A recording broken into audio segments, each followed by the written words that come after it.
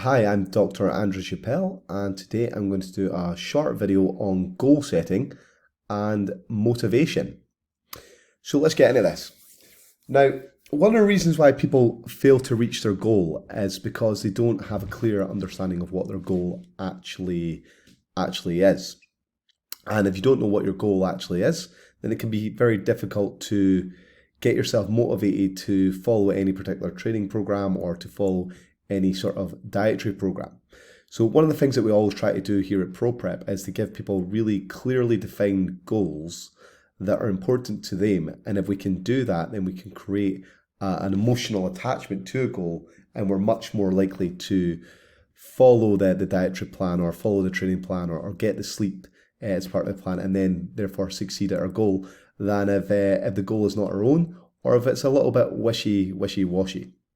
Now, I've started on this slide here. This information is available on our educational materials, but it's the difference between what we call intrinsic motivation and extrinsic motivation. So you can view this in lots of different ways, but intrinsic motivation is motivation which comes from within. It's motivation which is essentially really important to you. So for example, I lift weights myself because I enjoy it, because it's fun for me, because I have a personal development goal that I want to be better at lifting weights. I want to look a certain particular way, and I've got dreams and aspirations to be the best athlete that I can possibly be.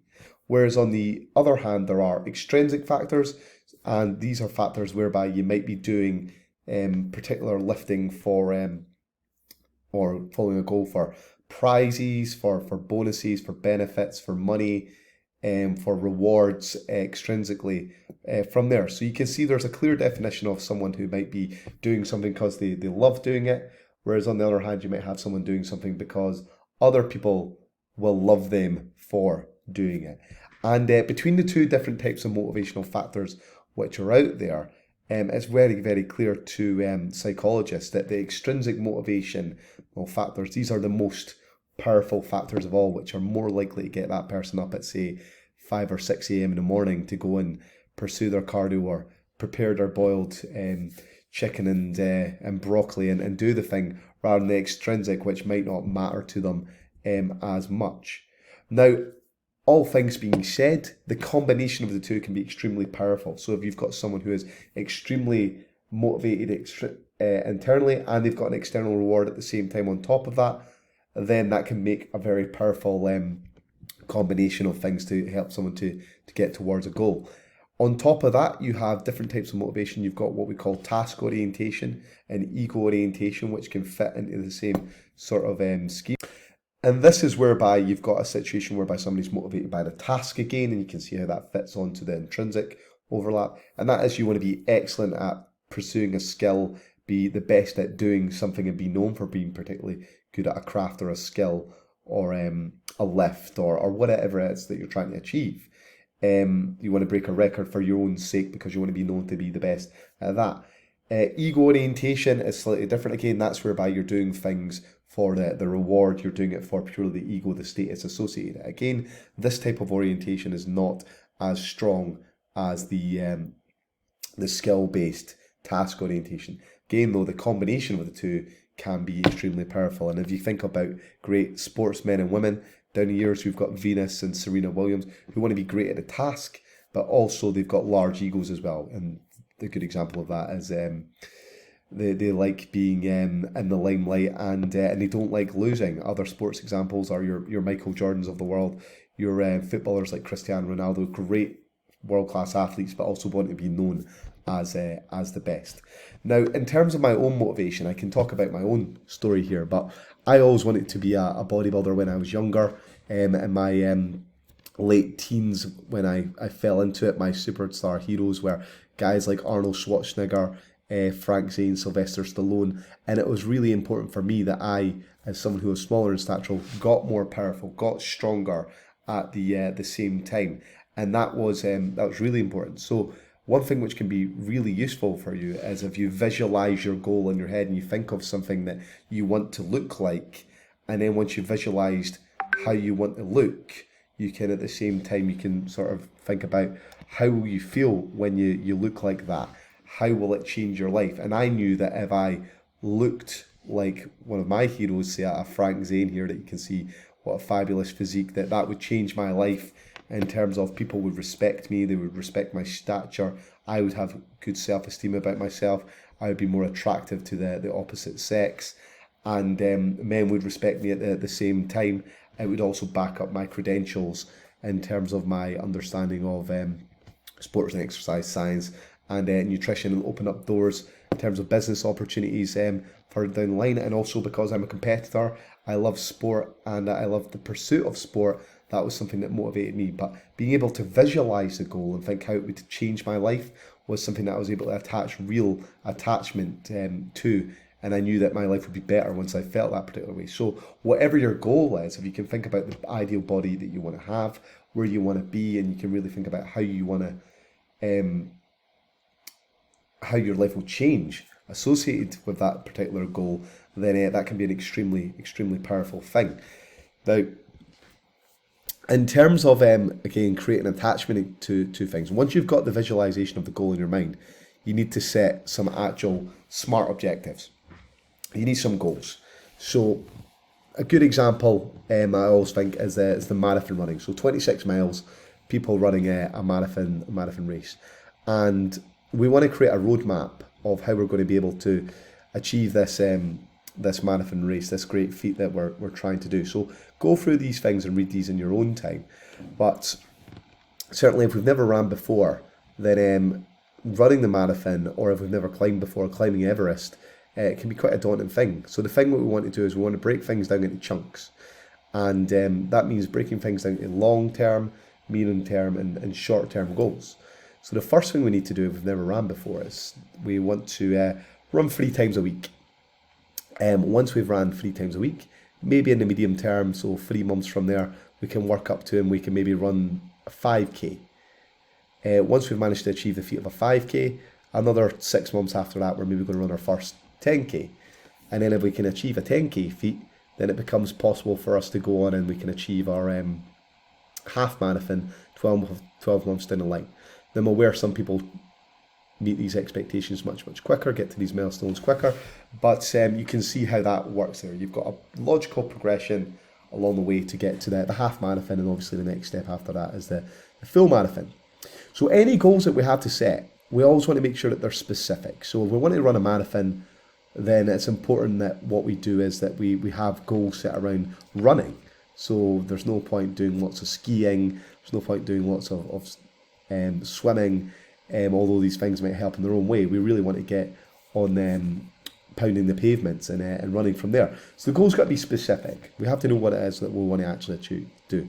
It's got to be measurable. So another thing that we might want to do is we might want to say, okay, we're going to run, for example, 4 kilometers per session, and by week 10 we want to make sure that we've run 6 kilometers and have achieved that milestone. It's got to be achievable, so it's got to be reasonable. It's not reasonable for me to say go and run a marathon in 3 or 4 weeks' time after 2 weeks of training, but after 12 months of training, it's definitely achievable. And again, it depends on your own fitness background. It's got to be realistic. This is something that a lot of people, I think, have problems with. It's the making sure that they can actually get to goals which are realistic, which fit in with people's lifestyles. And I've encountered this many times where I've had people come to me and say that they want to do competition preparation, but they're going on holiday, they've got a wedding coming up, plus a couple of stag do's, and they want to do the contest in 4 months' time, but they've got all these other things along the way. And I've just got to say to them, look, with that sort of schedule, there's clearly other things going on in your life which are perhaps going to get in the way of you being able to produce your best results. So it's got to be realistic. If you've got 3 kids you've got to look after and you can only work out for 30 minutes a day 3 times a week, it's not to say that you can't make some nice progress even following some sort of limited plan, but you're probably not going to be able to step on stage as a competitive bodybuilder that year. It's not realistic. And then the final thing we're looking at is something has to be time-based. So we have to put time restrictions on it, deadlines. You have to have achieved certain things by certain dates from there. So goals have always got to be smart. Finally, again, it's a roadmap. We've got to review the goals. Once we achieve certain targets, we've got to make sure that we go back and that we approach the goals and we go again to make sure that we can continue to progress forward on our roadmap. Now, one thing that we've got at ProPrep to help you get motivated and help you along with your goal setting is we've got the goal setting document. And if you go along the tabs, you can see I've got this document here called the Roadmap to Success. And at the top here, I've got the SMART objectives. I've also got across the top here the what are the non-negotiables, things that have to happen every single day, and then obstacles and barriers you might have to overcome. So there's a date up here. You double click on this, choose the date, and then you've got a date in which you're going to review the exercise. So it should be 6 months down the line.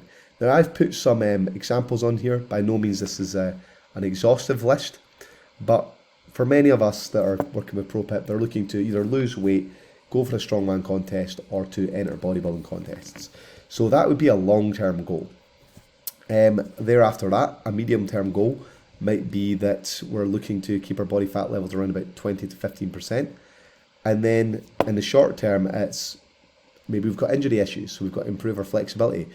We've got to make sure that we're always completing our training sessions if that's an issue, and we've got to eat all our meals on plan. Now, if we achieve these things, it'll feed into these things, and we'll achieve this. If we manage to achieve these, then it feeds into this. So again, it's sequential. We've all got obstacles and barriers.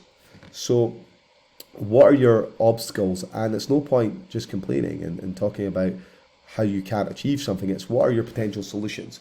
Very simple things. So sometimes I have clients saying to me, Andrew, I can't do cardio at this time of the day. I find it really difficult. And I just have to come back to them and say, well, why don't we just do it at a different time of day? And they go, oh yeah, I never thought of that. Or why don't we just move it to the weekend that we do the cardio? And would that work? And they say, yeah, I never thought about it like that. So there's always solutions to different things, and we can get around. And these are some obstacles here that I've put down, along with some solutions. And then what are your non-negotiables? What things have to always happen and you can't get out of happening? There's always things in life that we don't like doing. There's always chores, but we have to do these chores. So take a look at some of these as well. Now, one of my clients who's got a very clear vision of what it is she wants to achieve is Katie. And I've got her sheets up here, you can see. And Katie's put down what her non-negotiables are, what her medium and long-term goals are. And she's been very clear on absolutely everything. So you can put as much detail into these things as you want, but she's got a very clear vision in her head of what it is she wants to achieve, how she wants to look. She's very motivated, and doing exercises like this, like I say, can be very helpful for helping you establish that clear motivation and helping you understand where it is you need to improve so that you can go on and you can help meet those goals. So do the exercise, check it out, and good luck, and hopefully we'll be set up to help you achieve your goals for ProPrep in the immediate and obviously long into the future. I'm Dr. Andrew Chappell. Thank you.